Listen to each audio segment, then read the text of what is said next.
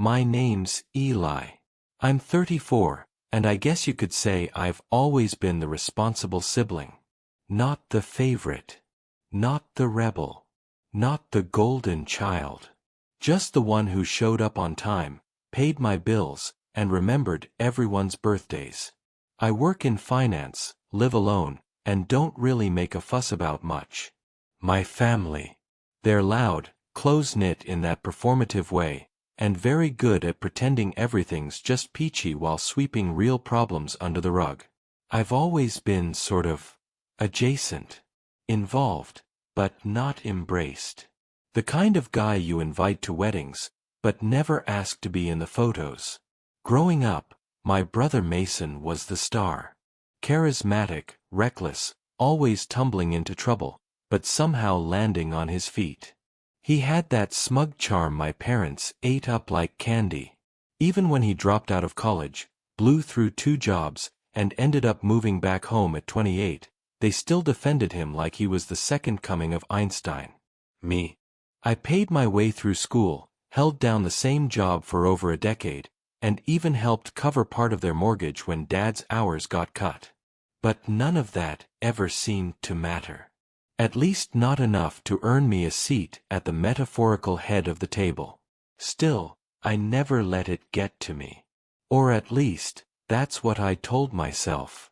I kept my head down, sent the checks, replied to the texts, showed up for holidays, and smiled through the little jabs that always came dressed as jokes. Eli, you're so serious. Loosen up, man. It's just a party. Oh, we figured you'd be busy. You're always working. I took it in stride.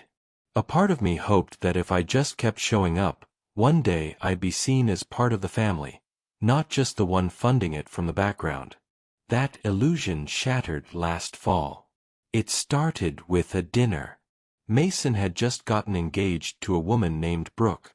My mom had already dubbed her an absolute angel. My parents decided to throw a big celebratory dinner at a swanky rooftop restaurant downtown. Not the kind of place they could usually afford. Looking back, that should have tipped me off. A few weeks before, my mom called in that syrupy tone she uses when she wants something. Eli, sweetheart, she cooed. We'd love it if you could make it to Mason and Brooke's engagement dinner. It's going to be such a special night. Of course, I said without hesitation. Just send me the details. And, if it's not too much trouble, she added, lowering her voice, we were hoping you might help with the reservation. Just to hold it, we'll pay you back. Obviously, I should have known right then that we'll pay you back meant I'd never see that money again. But, like always, I agreed. I called the restaurant, booked a private space for 20 people, and gave them my card for the deposit. I didn't mind. Not really. It was Mason's night. And maybe, just maybe, this time, I'd feel like I was truly part of it. The night of the dinner, I showed up right on time. 7 o'clock sharp. I'd made an effort. A dark navy suit, freshly pressed shirt, new cufflinks I'd been saving for a special occasion. I even brought a bottle of champagne for Mason and Brooke, and a custom-printed card with their initials embossed in gold. When I got to the rooftop, the hostess gave me a polite nod and gestured toward the private section. My chest tightened. I took a deep breath and walked in. The place was beautiful. String lights crisscrossed overhead, floral centerpieces bloomed on every table, and a soft jazz band played in the corner. And there they were, my parents, Mason, Brooke, her family, and a crowd of friends. Everyone already had drinks in hand, laughing, clinking glasses, soaking in the moment. I smiled and walked over, expecting at least a nod of recognition. Instead, Mason turned to me with that familiar smug grin. "Oh hey," he said casually, barely glancing at the champagne in my hand. "Glad you made it." Before I could answer, he gestured toward a folding chair shoved against the wall, right beside a trash bin. "Sorry, This table's for family only, he added with mock sympathy. But there's a spot for you right over there. At first, I thought he was joking. I looked at my mom, but she only gave me that tight-lipped smile she uses when she doesn't want to get involved. My dad chuckled awkwardly and raised his glass. Brooke didn't even look up. And then, as if on cue, a few people actually laughed. I blinked, standing there longer than I should have. My throat tightened, my ears burned hot. For a second, I felt like I was 13 again, left out of a cousin's wedding photo because I didn't fit the aesthetic. But I didn't argue. I walked over to the lonely chair, set the champagne bottle on the floor, and sat down. Alone. I didn't even take off my coat. The waiter came by and hesitated. "Are you with the party?" I nodded silently. He didn't ask anything else, just handed me a glass of water and moved on. And so I sat there. For almost 2 hours. Watching from the sidelines as they laughed, toasted, and passed gifts around. Mason stood to give a long speech about how lucky he was to be surrounded by his closest people. My mom teared up when Brooke called her the best future mother-in-law a girl could ask for. Not a single person asked if I wanted to order. Not one word to me. By the time dessert arrived, a towering cake with edible gold flakes, the sun had dipped below the skyline. And I realized no one had looked in my direction for the past half hour. I wasn't even invisible. I was deliberately excluded. Then the check came. I watched as the waiter walked toward their table, holding a small leather folder. He paused, scanned the group, then glanced down at the card on file. My card. He hesitated before turning toward me. "Excuse me, sir," he said quietly. "The total for the event is $3,218. Should I run the same card for the final amount?" Every head turned. Mason raised an eyebrow, smug as ever. "Oh yeah," he said casually, "Eli's got it." The waiter looked at me, waiting. I smiled. A calm, slow, measured smile. My voice steady. "Not my table," I said, just loud enough for everyone to hear. I was told this was for family only. The silence that followed was sharp enough to snap the air in half. Mason's mouth fell open. My mom frowned, confused. My dad straightened in his seat. Brooke's father furrowed his brow. The waiter shifted uncomfortably.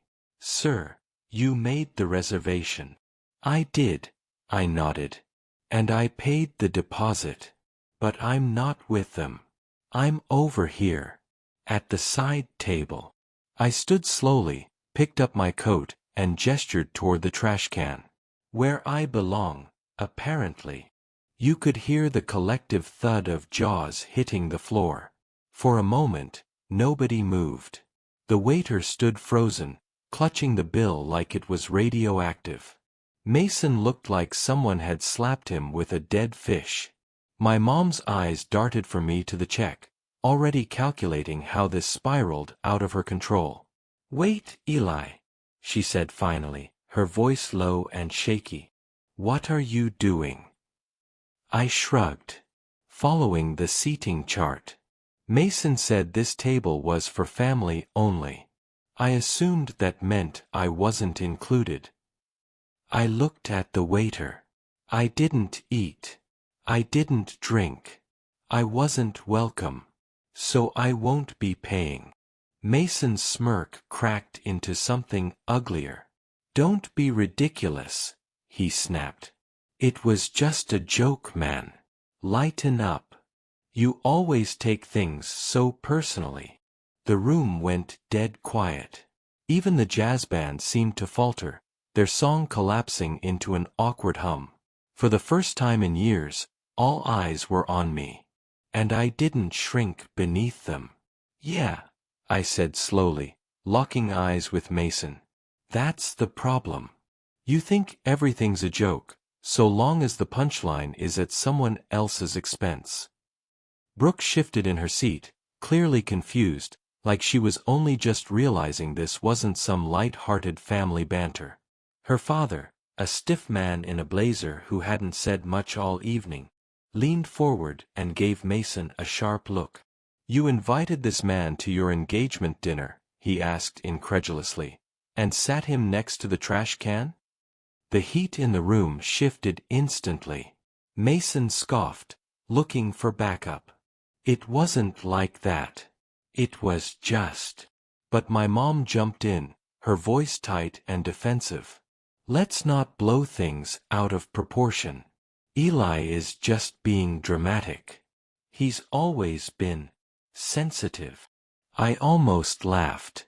That line, the family's favorite shield. Sensitive. Tired. Overreacting. Any excuse to dismiss me without actually listening. But this time, I wasn't swallowing it. I took a step forward, calm but deliberate. "No, Mom. I'm not sensitive. I'm just done." You could feel the tension ripple across the room. Forks paused midair. Glasses hovered, untouched. For once, Mason wasn't the center of attention. I was. My dad cleared his throat, trying to steer things back. "Come on, Eli. Don't make a scene. It's Mason's night." I turned to him, steady as ever. "I'm not the one who made a scene. I'm the one who paid for this entire night, only to be treated like an outsider in my own family."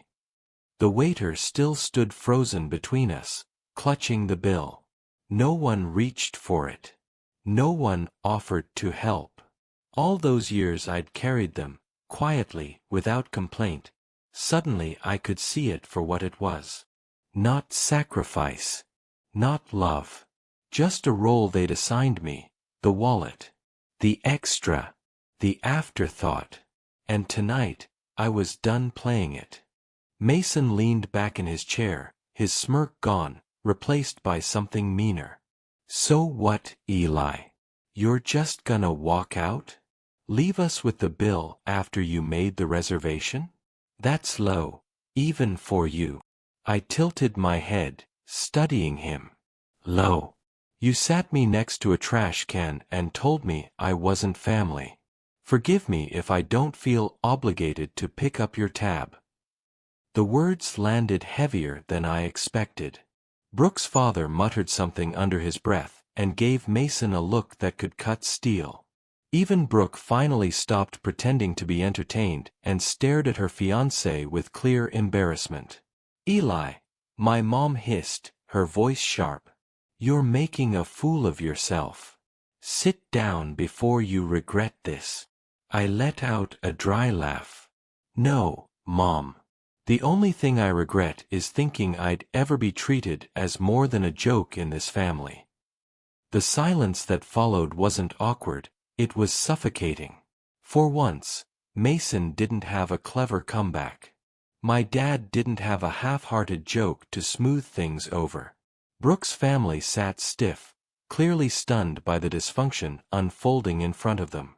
The waiter cleared his throat nervously. "Should I leave the check with the table?" "Yes," I said firmly, before anyone else could speak. "Leave it with the people who actually ate." Mason's face flushed red, his composure unraveling. "You've always been jealous," he spat suddenly. "That's what this is about. You can't stand that people like me better." I raised an eyebrow. "Better?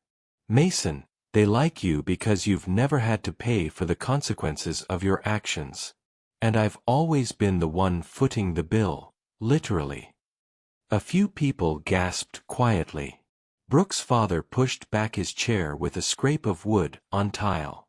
He stood, leveling a cold glare at Mason. "We'll be discussing this later," he said flatly. Then he walked out of the room. Mason paled. Brooke followed quickly, whispering something harsh to him as she passed. For the first time all night, I felt the tiniest crack of relief inside me. Like maybe, just maybe, the truth was finally bleeding through the surface. Mason scrambled to recover, his voice rising louder than he intended. "Oh, come on. You're all seriously taking his side? He's just bitter because he's never been the favorite." My mom jumped in quickly, almost desperate. "Stop it, both of you. This isn't the time."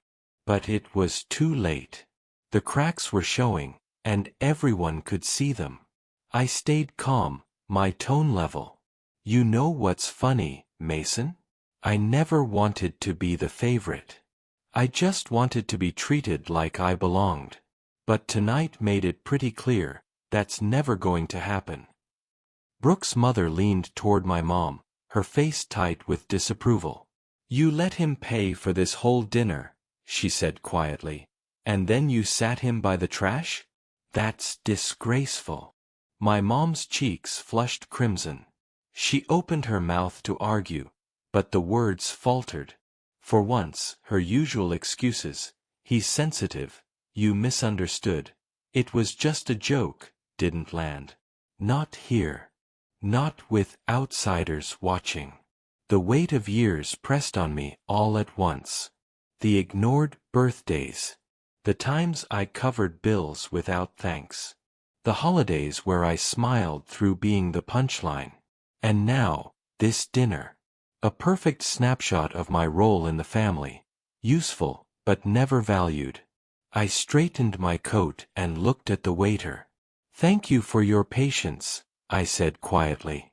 Then, turning to the table, "Enjoy the rest of your evening." "Eli, wait," my dad said, finally raising his voice. "Don't do this."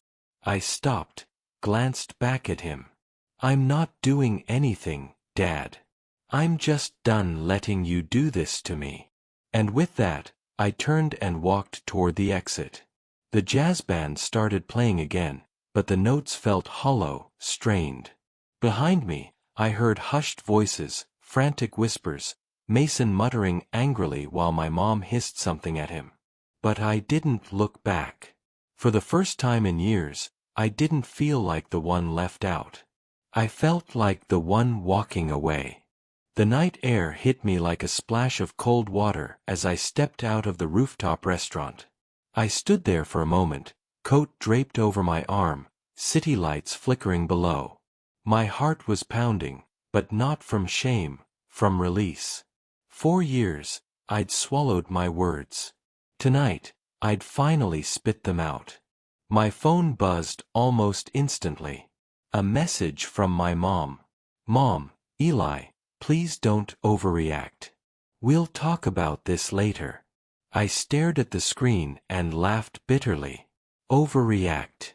Always the word they used when I dared to stand up for myself. Another buzz. This time from Mason. "Mason, real classy, bro. You ruined our night. Hope you're happy." I didn't respond. I just slid the phone back into my pocket and started walking. The city hummed around me. Cars honking, laughter spilling from bars, footsteps echoing on the pavement.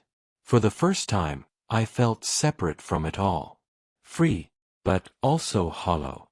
By the time I reached my car, I'd already decided, I wasn't going to chase an apology that would never come.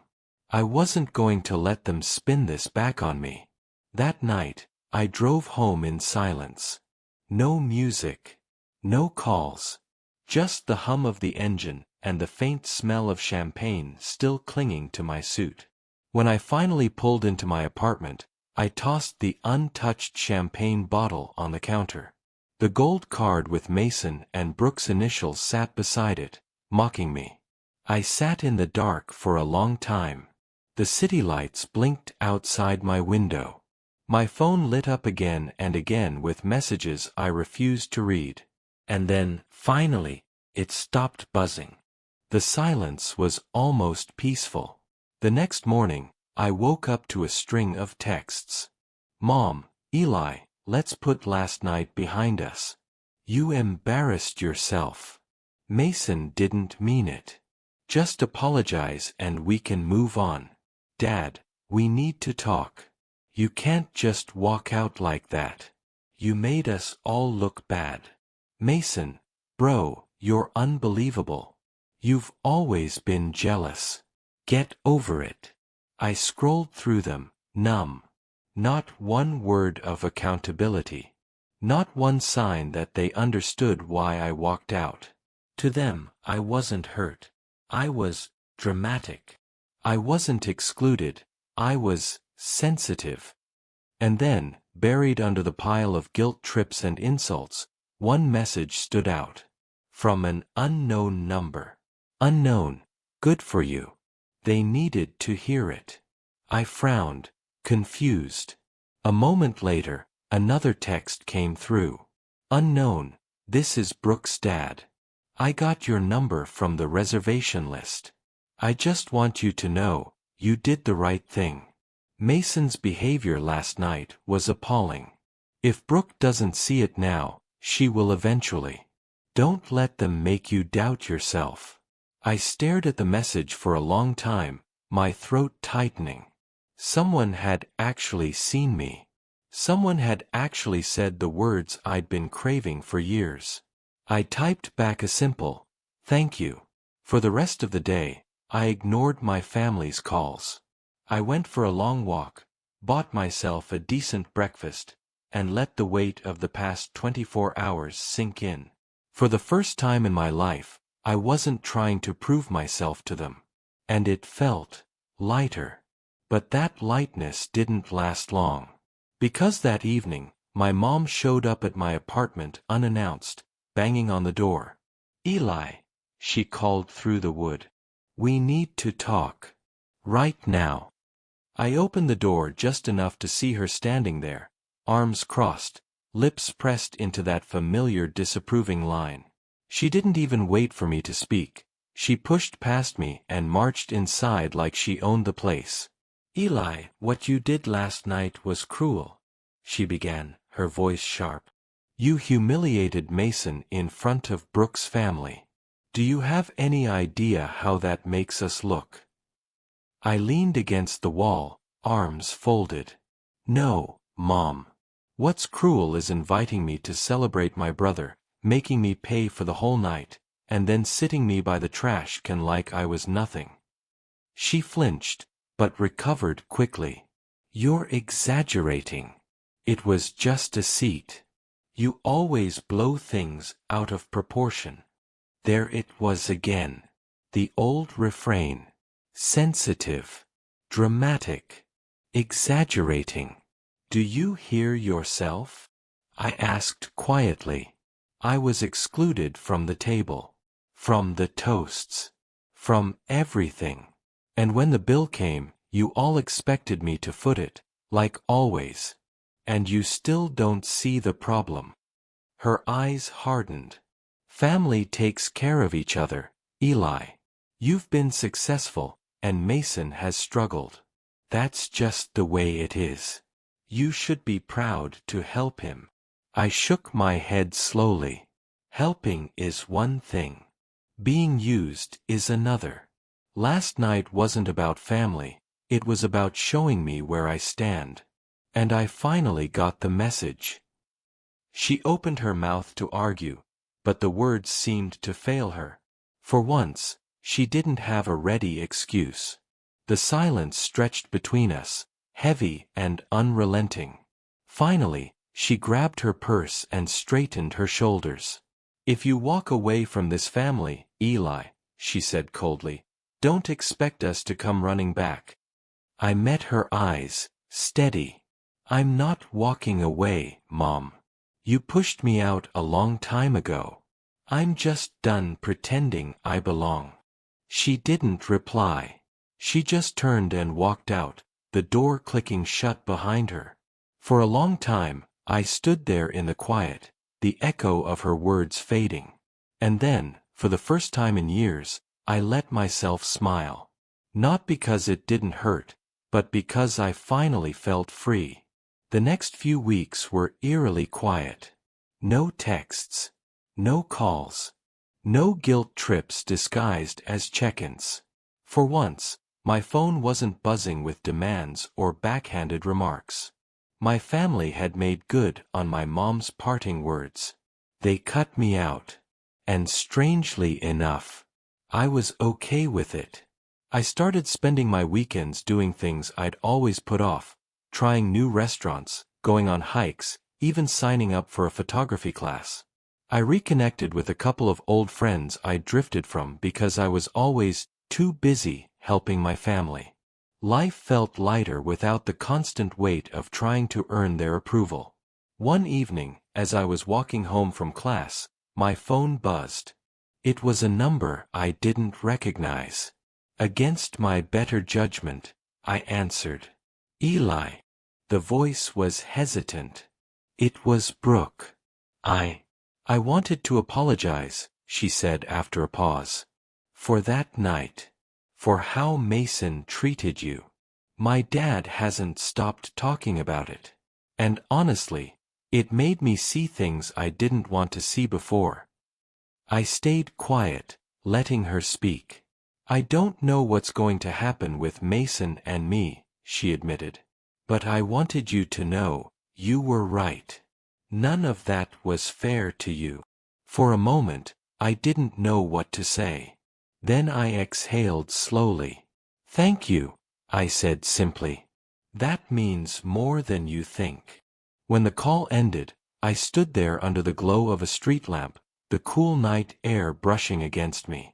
And for the first time in a long while, I didn't feel like the forgotten brother, the family wallet, or the man by the trash can. I felt like someone who had finally stepped out of the shadows and into his own life. And that, I realized, was worth more than any seat at their table could ever be.